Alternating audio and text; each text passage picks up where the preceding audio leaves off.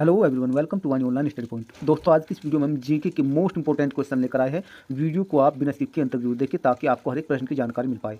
यदि आपको स्पीड ज़्यादा लगे, आप सेटिंग में जाकर के वहाँ से स्पीड कम कर सकते हैं। तो आइए स्टार्ट करते हैं। पहला क्वेश्चन है, दूध का पास्चुराइजेशन किया जाता है। अब ये प्रश्न एग्जाम में भी पूछा जा चुका है। पहला ऑप्शन है 30 मिनट के लिए 62 डिग्री सेल्सियस पर। दूसरा ऑप्शन है 30 मिनट के लिए 82 डिग्री सेल्सियस पर। तीसरा ऑप्शन है 15 मिनट के लिए 100 डिग्री सेल्सियस पर। और चौथा ऑप्शन है 20 मिनट के लिए 72 डिग्री सेल्सियस पर। तो आइए आपको बताएं, दूध का जो पास्चुराइजेशन जो प्रक्रिया है वो 30 मिनट के लिए 62 डिग्री सेल्सियस पर की जाती है। तो ऑप्शन एक के साथ जाएगा। लेकिन आइए चलो, जब दूध की बात ही आ गई है तो दूध से रिलेटेड और भी जितने क्वेश्चन बन सकते हैं वे भी जान लीजिए। यहाँ हमने इसलिए लिखा है ताकि समय बच सके। अगर प्रश्न पूछ लिया जाए दूध का पास्चुराइजेशन की जो प्रक्रिया क्यों की जाती है, तो आपको आंसर नोट कर लेना है। दूध के जीवाणुओं को कम करने के लिए यह क्रिया की जाती है। हानिकारक जो जीवाणु हैं उन्हें कम करने के लिए यह क्रिया की जाती है। नेक्स्ट है, अगर एग्जाम में पूछ लिया जाए दूध का घनत्व किस यंत्र से ज्ञात किया जाता है, तो आपको नोट कर लेना लैक्टोमीटर द्वारा यह दूध का घनत्व ज्ञात किया जाता है। अगर एग्जाम में पूछ लिया जाए ऑप्शन दे करके कि किसके दूध में वसा की मात्रा सर्वाधिक होती है, तो आपको नोट कर लेना है रेनडियर के दूध में वसा की मात्रा सर्वाधिक होती है। अगर एग्जाम में पूछ लिया जाए कि भारत का विश्व में दूध में कौन सा स्थान है, तो आपको ध्यान रखना है भारत का दुग्ध उत्पादन में विश्व में पहला स्थान है। अगर एग्जाम में पूछ लिया जाए भारत विश्व का सर्वाधिक दूध उत्पादक देश कब बना, तो ये है 1998 ईस्वी में। और ये क्वेश्चन जो है एग्जाम में पूछे भी जा चुके हैं, ये भी हम आपको बता रहे हैं। नेक्स्ट है, श्वेत क्रांति का संबंध किससे है, तो आपको नोट कर लेना है श्वेत क्रांति का संबंध दुग्ध उत्पादन से है।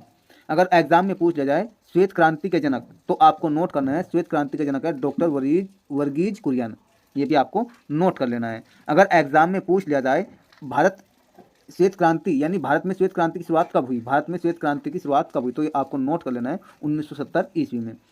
अगर एग्जाम में पूछ लिया जाए कि किस पशु के दूध में औसत वसा की मात्रा अधिक हो जाए, तो आपको नोट कर लेना है यहाँ पे भैंस के जो दूध है उसमें औसत वसा की मात्रा कितनी होती है, 7.2%। अगर एग्जाम में पूछ लिया जाए गरीबों की गाय किसे कहा जाता है, तो गरीबों की गाय जो है बकरी को कहा जाता है। अगर एग्जाम में पूछ लिया जाए किस नस्ल की भैंस के दूध में सर्वाधिक वसा प्रतिशत होता है, तो आपको नोट कर लेना है मुर्रा जो नस्ल की भैंस है उसके दूध में सर्वाधिक वसा प्रतिशत होता है। ये भी आपको नोट कर लेना है। नेक्स्ट है, अगर एग्जाम में पूछ लिया जाए ऑपरेशन फ्लड का संबंध किससे है, तो आपको नोट करना है ऑपरेशन फ्लड का संबंध दुग्ध विकास से है। ये भी आपको नोट कर लेना। और ये क्वेश्चन जो है इससे पूर्व जो एग्जाम हो चुके हैं उनमें भी पूछे जा चुके हैं, हम आपको बता रहे हैं। एसएससी का हो या सीटेट का हो, यूपी टेट का हो, डीपी का हो, यूपी का हो, आईएसपीसी में, इन सब में पूछे जा चुके हैं। यदि पूछ लिया जाए राष्ट्रीय दुग्ध शोध संस्थान कहाँ स्थित है, तो आपको नोट करना है राष्ट्रीय दुग्ध शोध संस्थान करनाल में स्थित है। अगर पूछ लिया जाए दूध से दही बनाने की जो प्रक्रिया किसके द्वारा होती है, तो आपको नोट करना है किण्वन प्रक्रिया के द्वारा दूध से दही बनती है। ये भी आपको नोट कर लेना है। दूध में कौन कौन से प्रोटीन, केसिन, एल्ब्यूमिन और ग्लोबिन प्रोटीन पाए जाते हैं, वह तो बहुत सारे पाए लेकिन आपको ये मेन ध्यान रखने हैं। अगर पूछ लिया जाए दूध का रंग पीला किस कारण होता है, तो आपको नोट करना है कैरोटीन के कारण दूध का रंग पीला होता है। अगर एग्जाम में पूछ लिया जाए दूध का रंग सफ़ेद किस कारण होता है, तो आपको नोट कर लेना है दूध का रंग जो सफ़ेद है वो केसिन के कारण होता है। नेक्स्ट है, दूध में मिठास किस कारण होता है, दूध में जो मिठास है वो लैक्टोज के कारण होता है। घी में वसा की मात्रा अगर पूछ ली जाए तो घी में वसा की मात्रा है 99%।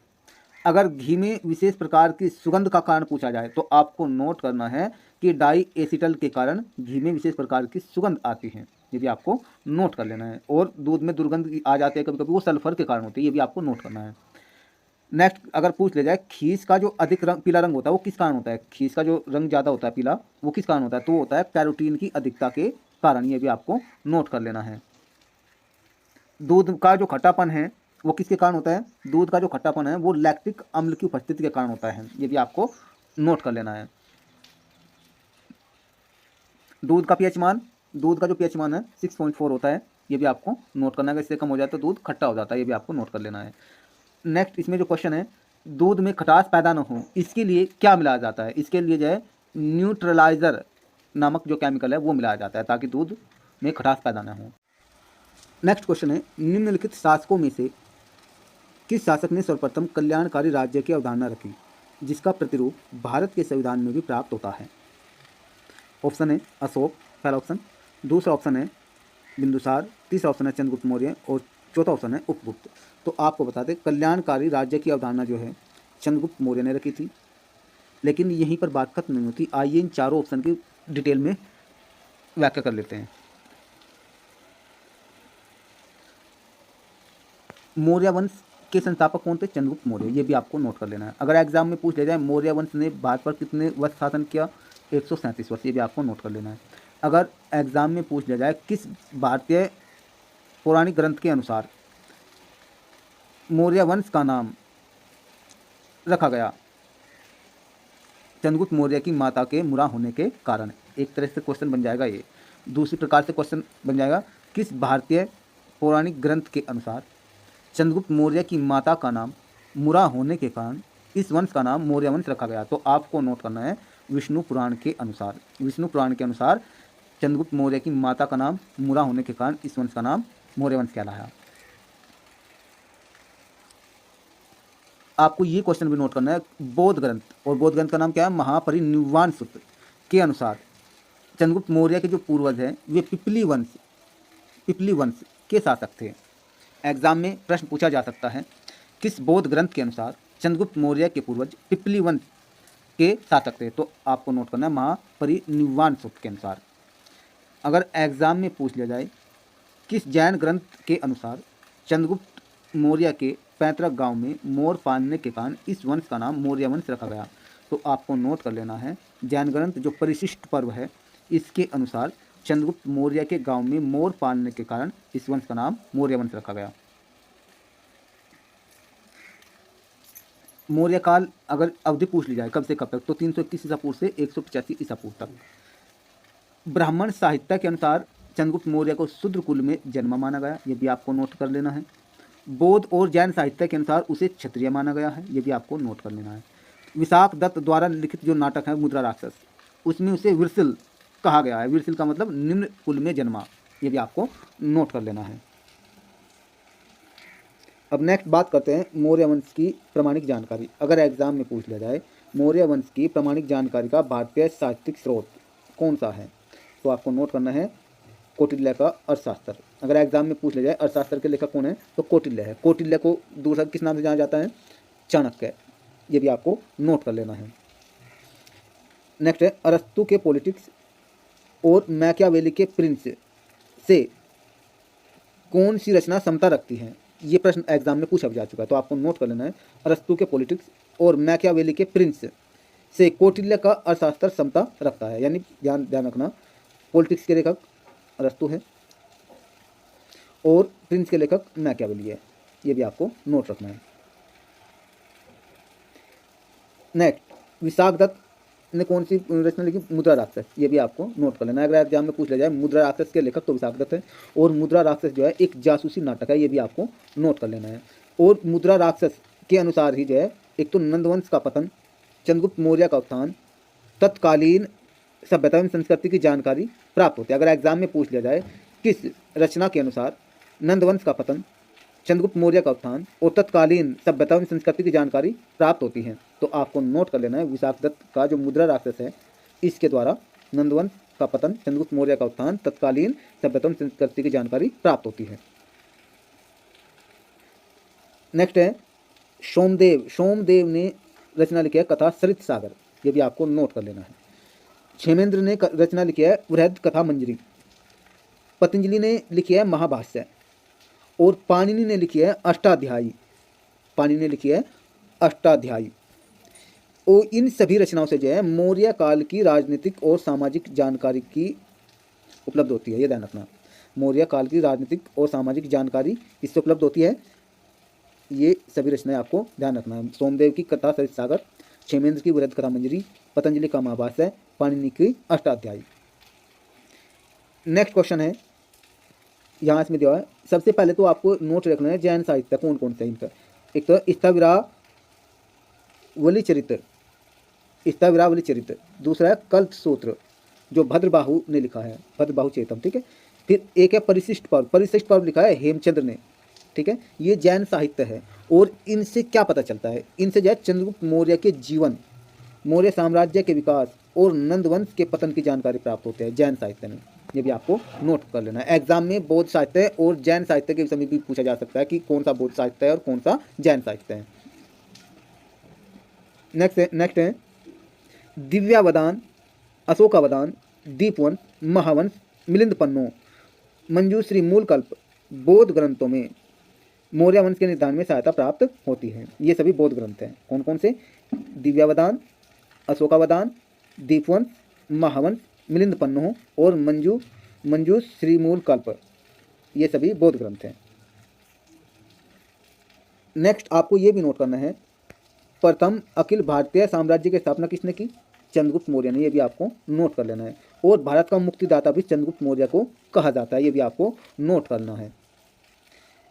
चाणक्य की सहायता से नंदवंश के जो शासक है घनानंद को चंद्रगुप्त मौर्य ने पराजित कर मोती घाट उतारा था। ये भी आपको नोट कर लेना है। अगर एग्जाम में पूछ लिया जाए चंद्रगुप्त मौर्य और यूनानी शासक सेल्यूकस निकेटर के बीच कब लड़ाई हुई, तो 305 ईसा पूर्व में। और सेल्यूकस निकेटर कहाँ का निवासी था? एक ये यूनानी शासक था। ये भी आपको नोट रखना है। नेक्स्ट अगर एग्जाम में पूछ लिया जाए मेगास्थनीज किसका राजदूत था, तो मेगास्थनीज है सेल्यूकस निकेटर का राजदूत था। और मेगास्थनीज किसके दरबार में आया राजदूत के रूप में? ये भी आपको नोट कर लेना है। ये चंद्रगुप्त मौर्य के दरबार में आया था सेल्यूकस निकेटर का राजदूत बन करके। ठीक है। और एग्जाम में ये भी पूछ लिया जाता है मेगास्थनीज के लेखक मेगास्थनीज ने कौन सी पुस्तक लिखी, तो मेगास्थनीज ने जो है इंडिका पुस्तक लिखी। अर्थात इंडिका पुस्तक के लेखक कौन है? वह है मेगास्थनीज। ये भी एग्जाम में पूछा जा चुका है। नेक्स्ट है चंद्रगुप्त के अन्य नाम कौन कौन से हैं? चंद्रगुप्त के अन्य नाम एक तो सैंड्रोकोट्स, और सैंड्रोकोट्स किसके द्वारा कहा गया? विलियम जोन्स द्वारा। एंड्रोकोट्स ये कहा गया है प्लूटार्क व एपियानस द्वारा। ये भी आपको नोट कर लेना है। एग्जाम में अगर पूछ लिया जाए चंद्रगुप्त मौर्य का साम्राज्य का विस्तार, तो आपको नोट करना है चंद्रगुप्त मौर्य का साम्राज्य का जो विस्तार है पश्चिम में हिंदुकुश पर्वत से लेकर पूर्व में बंगाल की खाड़ी तक, उत्तर में हिमालय पर्वत से लेकर दक्षिण में मैसूर और पश्चिमोत्तर में मध्य एशिया तक फैला होता है चंद्रगुप्त मौर्य का साम्राज्य। ये भी आपको क्वेश्चन नोट कर लेना है।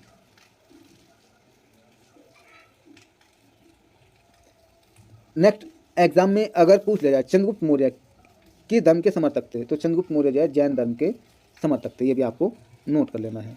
और चंद्रगुप्त मौर्य ने जैन धर्म की दीक्षा किससे ली? जैन मुनि भद्रबाहु से जैन धर्म की दीक्षा ली थी। ये भी आपको नोट कर लेना है। और चंद्रगुप्त मौर्य की मृत्यु कैसे हुई? ये जो है श्रावण बेलगोला में उपवास, जिसे सल्लेखना भी कहते हैं, इन्होंने शरीर का त्याग किया था। ये भी आपको नोट कर लेना है।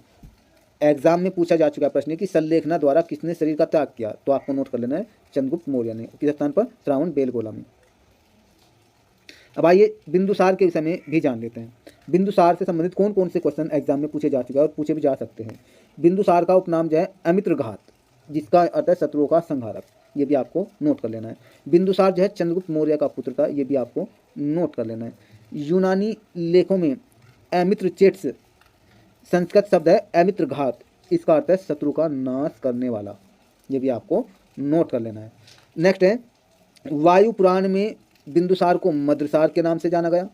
जैन ग्रंथ में सिंहसेन के नाम से जाना गया। एग्जाम में पूछा जा चुका है प्रश्न कि वायु पुराण में बिंदुसार को किस नाम से जाना गया? मद्रसार के नाम से। आपको नोट कर लेना है। जैन ग्रंथ में बिंदुसार को किस नाम से जाना गया? तो आपको नोट कर लेना है सिंहसेन के नाम से।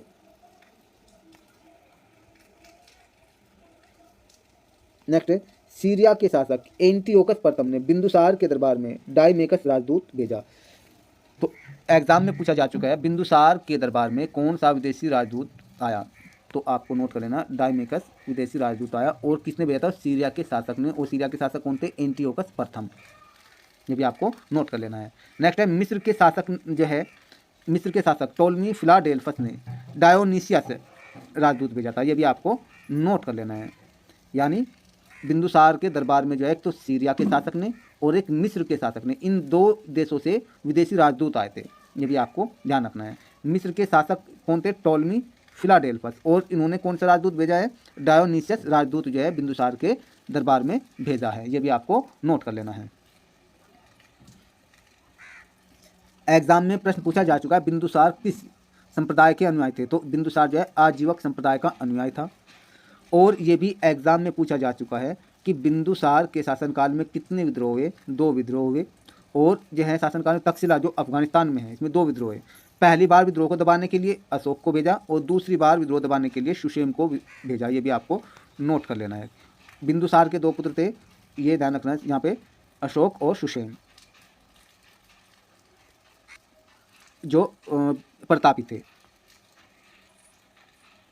नेक्स्ट है अशोक के विषय में आइए जानकारी लेते हैं। बिंदुसार का पुत्र अशोक, और इसने कौन कौन सी उपाधि धारण की? इसने महान उपाधि, यानी महान के नाम से एक तो ये उपाधि धारण की। अभिलेखों में इसे कौन कौन सी उपाधि होने का वर्णन प्राप्त होता है? यानी अभिलेखों में अशोक को कौन कौन से नामों से जाना जाता है? देवनाम प्रिय और प्रियदर्शी, इन 2 नामों से जाना जाता है अभिलेखों में अशोक को। ये भी आपको नोट कर लेना है। अशोक की धर्म का अनुयायी था, ये भी नोट करना है आपको। अशोक बौद्ध धर्म का अनुयायी था, ये भी आपको नोट कर लेना है। अशोक के अन्य उपनाम कौन कौन से थे या अन्य उपाधि कौन कौन सी थी? एक तो थी अशोका द ग्रेट या ग्रेट अशोक, सम्राट अशोक, दूसरी महान अशोक, अशोक वर्धन और चंड अशोक, इन नामों से भी अशोक को जाना गया। ये भी आपको नोट कर लेना है। नेक्स्ट है अगर एग्जाम में पूछ लिया जाए किस ग्रंथ में अशोक ने स्वयं को क्षत्रिय बताया, तो आपको ध्यान रखना है दिव्यावदान जो बौद्ध ग्रंथ है, इसमें अशोक ने स्वयं को क्षत्रिय बताया दिव्यावदान के अनुसार। ये भी आपको नोट कर लेना है। नेक्स्ट है अगर एग्जाम में पूछ लिया जाए किस बौद्ध ग्रंथ के अनुसार बिंदुसार को मूर्धन्य भिषिक्त क्षत्रिय कहा गया, तो आपको नोट कर लेना है बिंदुसार को दिव्यावदान बौद्ध ग्रंथ के अनुसार मूर्धन्य भिषिक्त क्षत्रिय कहा गया। ये भी आपको नोट कर लेना है।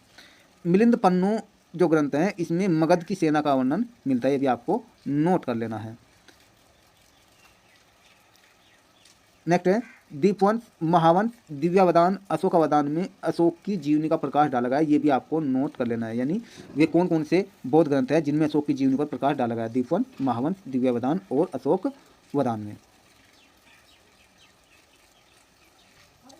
नेक्स्ट है कलिंग युद्ध की अवधि पूछी जा सकती है। तो कलिंग युद्ध जो है 261 ईसा पूर्व हुआ था। फिर एग्जाम में पूछा जा सकता है कि राज्याभिषेक की कितने वर्ष कलिंग युद्ध में अशोक ने विजय प्राप्त की, तो 8वें वर्ष में। ये भी आपको ध्यान रखना है। नेक्स्ट है कलिंग युद्ध का उल्लेख कितने अभिलेखों में मिलता है? तो 13 जो प्रमुख अभिलेख हैं उनमें कलिंग युद्ध का उल्लेख मिलता है। ये भी आपको ध्यान रखना है। कलिंग उस समय राजधानी क्या थी? तोसली। ये किसका प्राचीन नाम है? कलिंग। ये भी एग्जाम में पूछा जा चुका है। ये तटवर्ती ओडिशा का प्राचीन नाम है कलिंग। ये भी आपको नोट कर लेना है। 273 ईसा पूर्व में अशोक ने सिंहासन प्राप्त किया। ये भी आपको नोट कर लेना है। अगर एग्जाम में पूछ लिया जाए राज्याभिषेक से पहले अशोक कहाँ का राज्यपाल था, तो आपको नोट करना है ये उज्जैन का राज्यपाल था। अगर एग्जाम में पूछ लिया जाए कि मौर्य साम्राज्य अशोक के समय में कहाँ से कहाँ तक था, तो आपको नोट करना है मौर्य साम्राज्य उत्तर में हिंदू कुश से दक्षिण में गोदावरी नदी के तट दक्षिण तथा मैसूर व कर्नाटक तक, पूर्व में बंगाल से लेकर पश्चिम में अफगान तक, ये मौर्य साम्राज्य था अशोक के शासनकाल के दौरान। नेक्स्ट है अगर एग्जाम में पूछ लिया जाए अशोक ने बुद्ध धर्म की शिक्षा किससे प्राप्त की, तो आपको नोट कर लेना है अशोक ने जो बौद्ध धर्म है उसकी शिक्षा भिक्षु उपगुप्त से प्राप्त की। ये आपको नोट कर लेना है। कलिंग युद्ध कब हुआ? 261 पूर्व। अगर एग्जाम में पूछ लिया जाए अशोक का हृदय परिवर्तन कब हुआ, तो कलिंग युद्ध के बाद। तो आपको अगर एग्जाम में पूछ लिया जाए अशोक का हृदय परिवर्तन चंड अशोक से धम्म अशोक में हुआ किस युद्ध के बाद, तो कलिंग युद्ध के बाद। ये भी आपको ध्यान रखना है। यानी चंड अशोक से धम्म अशोक या धम्म अशोक में इनका परिवर्तन हुआ। ये भी आपको ध्यान रखना है। 2 संतान कौन थे इनके? महेंद्र और संघमित्रा। इनकी 3 पत्नी थी। ये भी आपको ध्यान रखना है। नेक्स्ट है एग्जाम में अगर पूछ लिया जाए कि किस अभिलेख में अशोक ने प्रजा को अपनी संतान कहा, तो आपको नोट कर लेना है धौली और जोगढ़ अभिलेख में अशोक ने प्रजा को अपनी संतान कहा। एग्जाम में पूछा जा चुका है। नेक्स्ट है राजतरंगिणी। इसके लेखक कौन है? कल्लन। कल्लन ने जो है राजतरंगिणी लिखी और राजतरंगिणी में जो है कश्मीर का इतिहास, ये भी आपको ध्यान रखना है। अशोक को श्रीनगर का प्रथम सम्राट बताया गया। ये भी आपको ध्यान रखना है। यानी किस रचना के अनुसार या किस लेखक के अनुसार अशोक को श्रीनगर का प्रथम सम्राट बताया गया, तो आपको नोट करना है कल्लन द्वारा लिखित राजतरंगिणी के अनुसार अशोक को श्रीनगर का प्रथम सम्राट बताया गया। ये भी आपको नोट करना है। अगर एग्जाम में पूछ लिया जाए अशोक के नीतिगत सिद्धांतों को किस नाम से जाना जाता है, तो आपको ध्यान रखना है अशोक के नीतिगत सिद्धांतों को धम्म के नाम से जाना जाता है। नेक्स्ट है अशोक ने बौद्ध धर्म श्रमण मोगलीपुत्तिस के संपर्क से अपनाया, ये भी आपको नोट करना है। नेक्स्ट है धम्म के प्रचार के लिए अपनी पुत्री संमित्रा और पुत्र महेंद्र को कहाँ भेजा उन्होंने, श्रीलंका में, ये भी आपको नोट कर लेना है। धम्म का जो संबंध है बौद्ध धर्म से ही है, ये भी आपको नोट करना है। एग्जाम में प्रश्न ये भी पूछा जा चुका है कि अशोक के जो अभिलेख है उन्हें सबसे पहले किसने पढ़ा, तो जेम्स प्रिंसिप ने पढ़ा। कब पढ़ा, 1837 में। और ये भी आपको नोट कर लेना है अशोक के दिल्ली टोपारा के स्तंभ की जो ब्राह्मी लिपि है उसे सबसे पहले किसने पढ़ा, जेम्स प्रिंसिप ने, ये भी आपको नोट कर लेना है। दिल्ली टोपारा के स्तंभ की लिपि कौन सी है, ब्राह्मी लिपि, ये भी आपको नोट कर लेना है।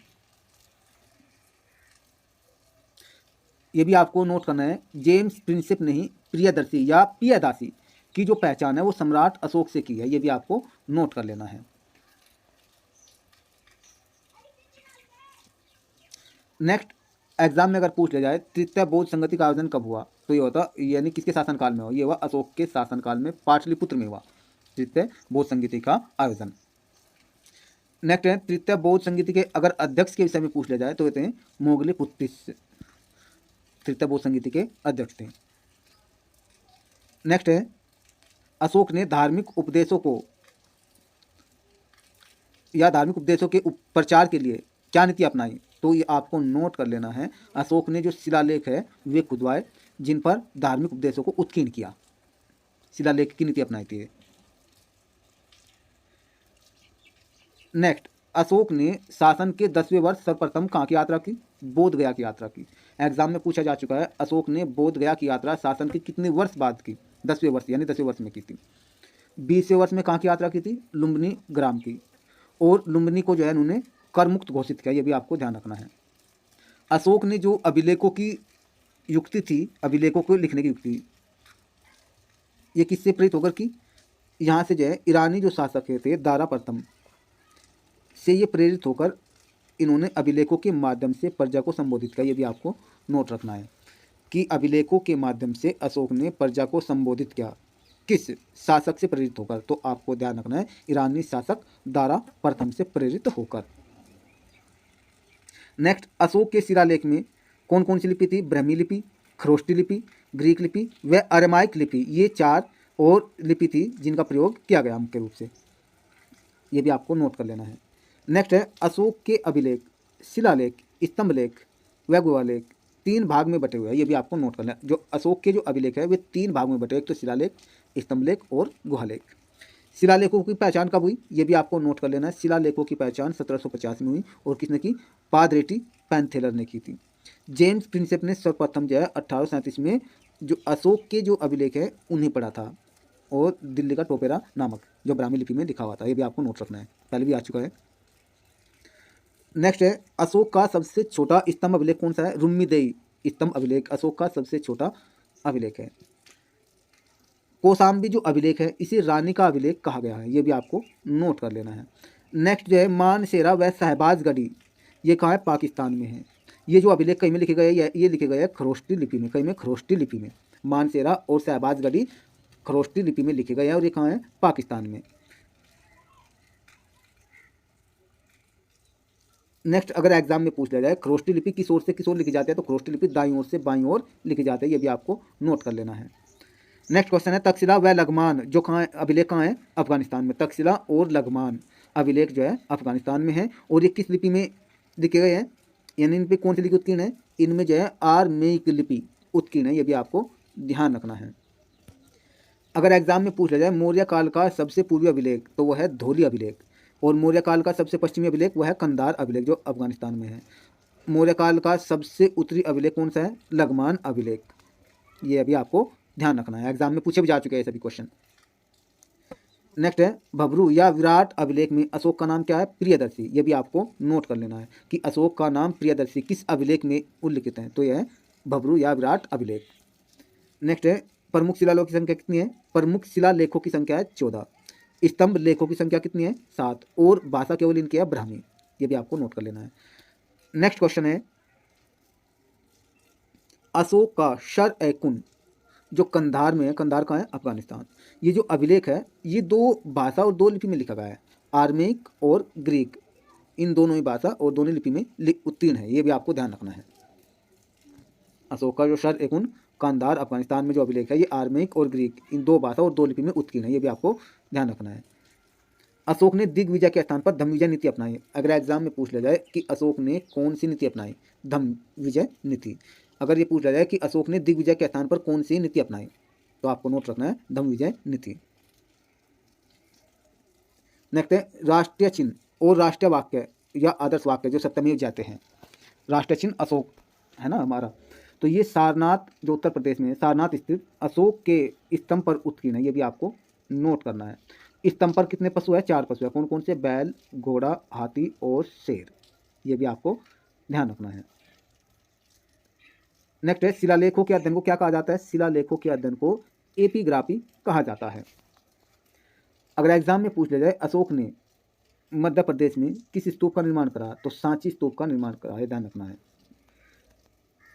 और सांची स्तूप जो मध्य प्रदेश में है इसे यूनेस्को द्वारा विश्व धरोहर स्थल का दर्जा दिया गया है, ये भी आपको नोट कर लेना है। नेक्स्ट है सम्राट अशोक का एकमात्र उत्कीर्ण शिलारूप चित्र कनगनहल्ली जो गुलबर्ग कर्नाटक में है प्राप्त हुआ, ये भी आपको नोट कर लेना है। एग्जाम में पूछा जा सकता है कि सम्राट अशोक का एकमात्र उत्तीर्ण शिलारूप चित्र कहाँ से प्राप्त हुआ है, तो आपको ध्यान रखना है गुलबर्ग से, गुलबर्ग कहाँ है, कर्नाटक में, ये भी आपको नोट रखना है। और शिलारूप चित्र का नाम क्या है, कनगनहल्ली। तो ये कुछ मोस्ट इंपॉर्टेंट क्वेश्चन हुए। आशा करते हैं आपको वीडियो अच्छी लगी। यदि आपको वीडियो अच्छी लगे तो आप लाइक और चैनल को सब्सक्राइब करना ना भूलें और वीडियो को ज़्यादा से ज़्यादा शेयर करना ना भूलें। आप वीडियो को ज़्यादा से ज़्यादा शेयर करें ताकि सभी दोस्तों का फायदा हो। फिर मिलते हैं नए वीडियो में नए कंटेंट के साथ। जय हिंद।